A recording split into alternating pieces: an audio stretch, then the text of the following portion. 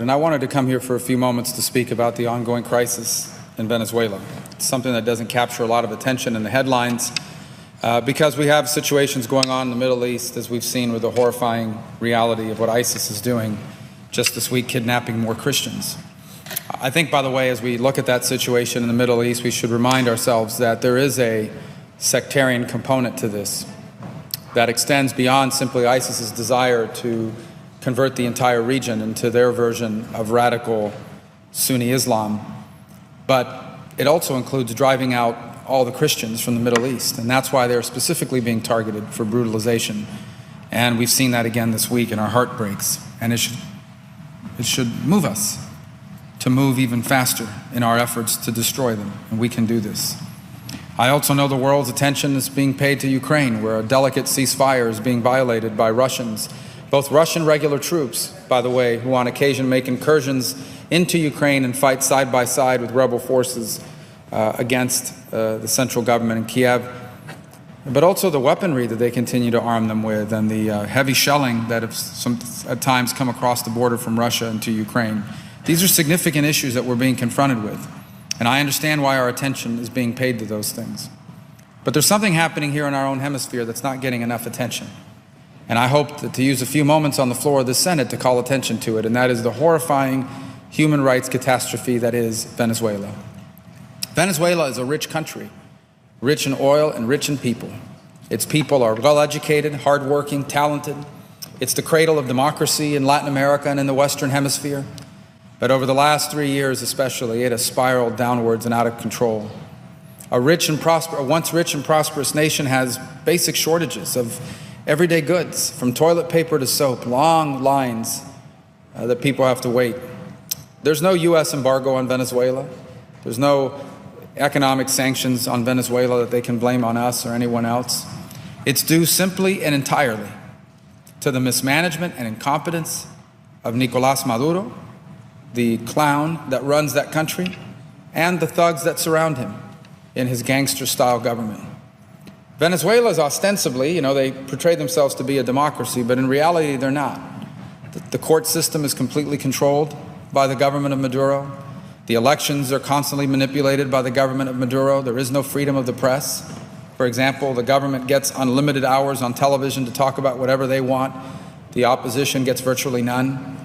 Newspapers that oppose the government find that they're not allowed to import newspaper, the actual paper, so they can't print. Other media outlets have either been bought or the owners forced out of the country and been bought and turned over to owners more friendly to the government. The point is that Venezuela is not a democracy, it's a democracy in name only. And beyond that, you have a government that's losing control, and for the first time now, a few weeks ago or a few months ago, authorized the National Guard to use deadly force on protesters. So it should not surprise us that earlier this week, a young man, a high school student, was shot and killed in one of those protests. And we should expect to see more of it in the days and weeks to come. Unfortunately, I hope I'm wrong, and I pray that I'm wrong. But I believe that that's where we're headed, because there's no way out of this mess for the government. In fact, their situation is so dire that one of the things that really has allowed him to keep the elites on his side from Maduro is a gas subsidy. Gasoline is very cheap in Venezuela because it's subsidized by the government. I predict that over the next few weeks or months, the Venezuelan government is going to have to go to the people and say, we have to take away the subsidy. And when that happens, Maduro may very well lose the support of even the elites that surround him. And that's why he's being so careful about announcing it. But they're going to have to do it. There's no ifs, ands, or buts about it. And when they do, it could quickly spiral out of control as well. There's reports of coup attempts internally, with some in the military starting to bristle at the heavy-handedness of this government there, and that's something that bears watching. The point is, Venezuela is spiraling out of control. And we need to pay attention to this, because it's happening in our own hemisphere. It's happening in our own backyard. And it has the ability and the potential not just to dramatically impact the people of Venezuela, but the countries of the region and even our own. And I just don't think enough attention is being paid to this, while every single day the brutality continues. I called attention to this for the first time last year in February, when the first wave of protests happened. And we worked diligently to try to achieve sanctions on the individuals responsible for these human rights violations. Thank you to my colleagues here who were able to pass a bill that authorizes the administration to impose sanctions on individuals in Venezuela responsible for human rights violations. To date, the administration has imposed visa bans on some of these individuals, but they have not taken the next step of economic sanctions on the people responsible for these human rights violations. A few weeks ago, I wrote the President a letter asking him, please begin to use this tool against those that are violating the human rights of the people of Venezuela. He has yet to do so, so I once again renew that call.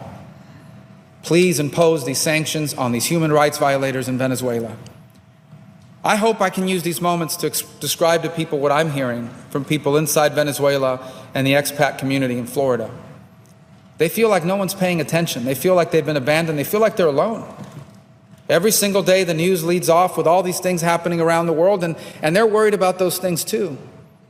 But they feel like no one is speaking out for them. They feel abandoned by the other nations of the region. Where are all the governments of the Western Hemisphere? Where are all the presidents of all these other countries that are neighbors to Venezuela?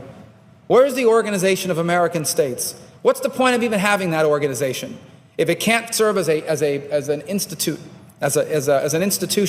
and a forum for condemning this sort of activity? Where are the democracies of Latin America and the Western Hemisphere? Why are they not speaking out and condemning what's happening there? It's interesting. We sent a couple of Guantanamo detainees to Uruguay, and the Uruguayan government says that they are asylum seekers, that they are refugees, basically implying they are refugees from American oppression. They have no qualms whatsoever about speaking out against the United States for putting in jail enemy combatants and terrorists responsible for the murder of Americans, responsible for acts of terrorism, responsible for supporting the Taliban. They have no problem condemning us, claiming that the people we released to them, which we should never have done, are refugees and asylum seekers. But they are silent and say nothing when it comes to what's happening in Venezuela. The hypocrisy of it is unbelievable. And I challenge the heads of state of the countries of Latin America to speak out. The only problem is they're going to turn back around and say, well, where's your head of state? Why isn't your president speaking out about it? The answer is, I don't know. I'm grateful that he signed that bill. It's time to put it in effect. It's time to begin to use the tools and those sanctions to go after these individuals. But I wish the White House and the President would more forcefully and more consistently speak out against these human rights violations that are occurring. And so when you think about why the people of Venezuela feel abandoned, they look to us.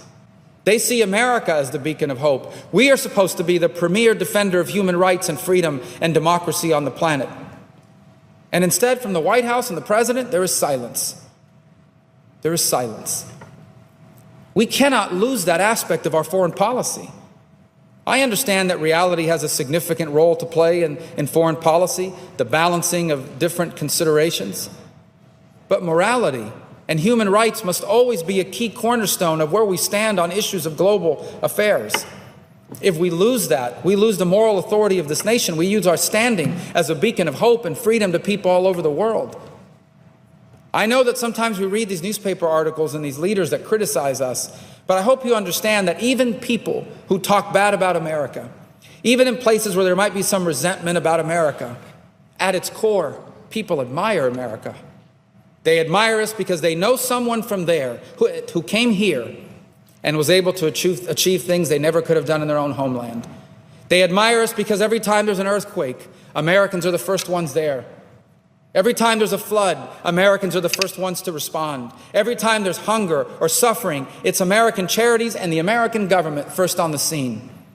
They remember that and they admire it, and they admire us for it. They admire our freedoms. They admire our democracy. They admire the fact that I'm able to stand here on the floor today and criticize the President of the United States, and there isn't some police officer outside that door ready to handcuff me and take me to jail. Meanwhile, in Venezuela, just this week, a member of their legislative branch was ousted.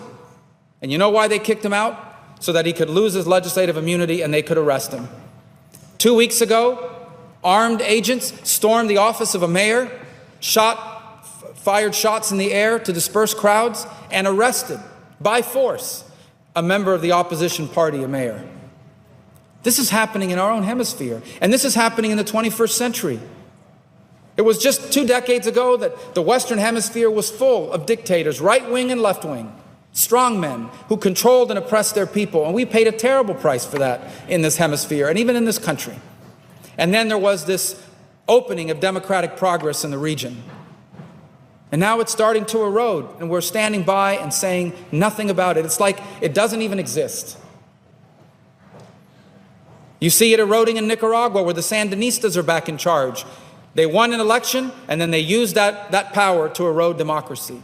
You see it in Bolivia. You see it in Ecuador. You even see hints of it in Argentina. And you really see it in Venezuela. And so, by the way, let me just point one more thing out.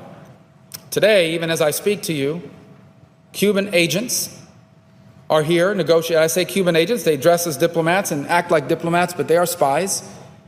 In fact, the chief negotiator for the Cubans in these talks that they're having with the State Department, Josefina Vidal, was asked to leave this country with her husband because her husband was an intelligence officer and she is known to be one as well. But these Cuban spies are here negotiating with the State Department. They send spies, we send diplomats. Let's not forget who it is that's taught the Venezuelan government these tactics of oppression, these violent tactics, these ways to crack down on society. Let's not forget who's coached them. Let's not forget that there are thousands of Cuban agents working in the government of Venezuela right now. Let's not forget that there are thousands of Cuban agents infiltrated in the armed forces of the, not infiltrated, they're openly in the armed forces of Venezuela right now. Let's not forget that Venezuela and Maduro and before him Chavez outsourced the sovereignty of Venezuela to the Castros. Let's not forget who the source of all of this in Venezuela truly was, who coached them, who taught them, who supported them, who's provided personnel for them to carry this out. It is the Cubans. A nation that is a global sponsor of terrorism because they harbor fugitives from American justice, because they help North Korea evade UN sanctions openly and nothing happens. And now the State Department is thinking about removing them from the list of sponsors of terrorism. One concession after the other. But anyway, on the issue of Venezuela, I hope we'll pay more attention to it. Because there are people right now suffering, not just economically, but politically and physically, at the hands of a brutal regime. And they are looking for America and its leaders to speak clearly, that we are on their side, that we will speak out for them, that we will stand for them, and we will use the power of this government to go after and punish those who are committing these crimes against them. Why do so many modern citizens blindly tolerate the brutal rise of global tyranny when early prophetic warnings explicitly detailed the exact blueprint of a wealthy society's total destruction well before the catastrophe unfolded, showing that what occurred on the congressional floor was actually a terrifyingly precise forecast of geopolitical ruin that everyone stubbornly chose to completely ignore today? The immense relevance of this footage stems from the fact that these crucial red flags were raised long before the nation experienced total devastation, serving as a desperate alarm while institutional leaders, journalists, and top officials dismissed a tragedy that eventually silenced Western defenders. During that period, our capital focused exclusively on Arab territories, Moscow, Islamic extremists, Kyiv, and Persian atomic talks. His core argument emphasized that while our country looked elsewhere, an absolute dictatorial catastrophe unraveled nearby, and his grim assessment proved entirely and undeniably accurate. The subsequent domestic disintegration represents a premier historical warning of how collectivism, fraud, and tyranny ruin societies, a process driven by a hidden neighbor we will reveal soon. We are not discussing a destitute, barren republic. This land held petroleum assets that foreign governments desperately envied, highly literate populations, massive market capabilities, and an established status among the most affluent states across the continent not too long ago. The lawmakers stressed those points to ensure our citizens grasped a vital truth. The downfall did not arise from free market shortcomings, severe trade penalties, or environmental catastrophes, but was entirely generated by incompetent rulers implementing extreme collectivist agendas from the very start. This reality thoroughly dismantles a preferred argument of progressive partisans. For decades, left-leaning organizers, performers, academics, and certain domestic lawmakers embraced the notion that state-controlled governance offered a superior, sophisticated substitute to traditional domestic free enterprise systems. They applauded wealth reallocations, celebrated financial fairness, and idealized the ruling strongman as an impoverished savior battling global capitalistic forces abroad. Concurrently, traditionalists kept cautioning that amassing authority within centralized agencies while eradicating independent businesses and undermining constitutional systems inevitably triggers complete devastation across the country. Then that ruin materialized. Rulers seized corporate infrastructure, graft intensified, marketplaces dissolved, currency values plummeted catastrophically, supply centers drained completely, lawlessness surged, and opposition voices vanished. Consequently, as financial frameworks completely disintegrated, the administration reacted precisely like typical tyrannies by increasing restrictions rather than acknowledging mistakes they made. This specific dynamic was recognized by the senator ahead of everyone. Collectivist networks never calmly welcome responsibility during operational breakdowns, relying instead on intimidation, media blackouts, and physical force to retain authority. Therefore, the speaker emphasized graphic details regarding slaughtered demonstrators, detained political rivals, and the systematic elimination of independent news organizations entirely. He showed our citizens the inevitable progression of authoritarian collectivism. Initially, rulers guarantee fairness, subsequently they concentrate leverage, next they assault detractors, and ultimately they outlaw dissident factions altogether now. Consider furthermore his vivid depiction of journalistic strangulation across the country. Daily papers were forbidden from acquiring printing sheets for dissenting opinions by state administrators. Broadcast frequencies remained entirely monopolized by official agencies, banishing private network executives. Liberty had vanished. The politician observed that popular representation was merely a facade, a claim vindicated later. A highly compelling segment of his address featured a deep reflection on basic liberties that our citizens ignore during normal daily routines now. He noted his ability to occupy the legislative chamber and openly condemn the American chief executive without any threat of imprisonment. Ponder that profound divergence. Domestic lawmakers routinely lambast national leaders in open forums. Conversely, foreign dissenting statesmen faced physical removal, lost legal safeguards, and were immediately imprisoned. This variance remains crucial since modern youth frequently receive misleading lectures equating domestic life with actual totalitarian regimes. The senator aggressively countered that specific deception head-on. Our republic harbors flaws, yet the systemic protections citizens possess are magnificent when juxtaposed against the daily hardships countless populations endure under genuine autocracies. Frankly, those observations carry far greater weight in our current era than previously witnessed. Additionally, the speaker lambasted the administration for apparent frailty and indecisiveness, and regardless of personal biases, such rhetorical attacks deeply echoed among right-wing voters across subsequent political cycles for long periods. Executive international strategies frequently demonstrated extreme passivity precisely when global rivals challenged established boundaries. He highlighted numerous concurrent catastrophes: terrorists marauding across desert regions, Moscow threatening regional sovereignty, widespread systemic chaos, and finally a nearby nation descending into tyranny. Right-leaning citizens then felt the executive branch continuously responded with excessive delay, communicated weakly, and favored negotiations while interacting with governments explicitly antagonistic toward individual liberties. The politicians' immense irritation peaked during descriptions of trade restrictions.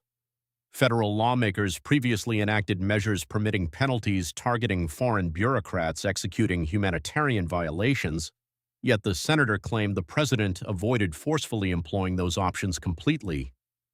This dynamic formed a prominent traditionalist objection toward that entire presidency. Our country utilized aggressive language without ever exercising underlying strength. At this crucial juncture of his monologue, the lawmaker drew a definitive line towards Havana directly. These events occurred amidst presidential efforts to establish diplomacy with communist leaders. Mainstream reporters celebrated the adjustments as a magnificent international achievement.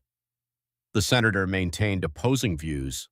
He contended that executives were validating and strengthening a brutal totalitarian government nearby while disregarding its aggressive operations aimed at triggering chaos within neighboring territories completely. Furthermore, the speaker avoided minced words entirely. He directly implicated foreign espionage syndicates in propping up the dictator. He maintained that subversives had successfully infiltrated absolute administrative and defense sectors. He stated that Havana effectively transferred its repressive system across borders. Back then, detractors completely minimized these alarms as theatrical hyperbole coming from a regional legislator harboring passionate anti-collectivist perspectives abroad. Nevertheless, as seasons progressed, the majority of his dire forecasts manifested as undeniable fact completely. Foreign enforcement and clandestine operations formed the primary foundation for autocratic endurance. Every tracking mechanism, tyrannical suppression strategy, espionage alignment, and administrative framework mirrored foreign training completely. The politician grasped a reality that national executives thoroughly miscalculated. Dictatorial coalitions collaborate actively, share tactical expertise, and shield one another from external pressure. Consequently, the lawmaker experienced immense anger witnessing federal leaders grant compromises to an adversary while that state simultaneously sustained tyranny nearby in the region. Furthermore, observe the staggering difference in ethical rhetoric here. The speaker consistently reinforced the philosophy that our republic must serve as global liberty's vanguard. He argued our status diminishes whenever we avoid protecting popular representation and fundamental liberties. Remaining quiet while global communities endure brutal oppression undermines not only international strategies but also the fundamental character of our entire civilization as well. This rhetoric provoked strong reactions since right-leaning citizens believed executives doubted the inherent superiority of domestic values. Conversely, the lawmaker completely championed that exact perspective proudly. He emphasized that foreign populations deeply revere our nation despite continuous denouncements coming from their leaders. The speaker highlighted our citizens as premier responders during global catastrophes, leading humanitarian assistance and fiercely protecting individual sovereignty everywhere abroad. Regardless of whether progressive commentators welcome those facts, that reality remains entirely indisputable today now. Across various continents, countless individuals persistently yearn to migrate here because, notwithstanding internal shortcomings, our republic symbolizes advancement, autonomy, and civil protections to a degree unmatched by alternative global societies on Earth now. The senator realized national dominance transcends physical armaments, requiring absolute ethical conviction. Yet throughout that particular presidential era, right-wing observers felt such assurance surrendered to continuous regrets, ambivalence, and global withdrawal. Consequently, the presentation resonated profoundly with core conservative voters nationwide here. The orator targeted far more than a failing state, attacking an underlying philosophy which viewed domestic influence as hazardous rather than vital. He contended that whenever our nation compromises its ethics and presence, tyrannical syndicates immediately occupy emerging voids. Subsequent historical developments merely validated the deepest anxieties of traditionalists. The republic suffered deeper degradation as massive populations migrated away, economic metrics collapsed completely, and dissident politicians faced banishment.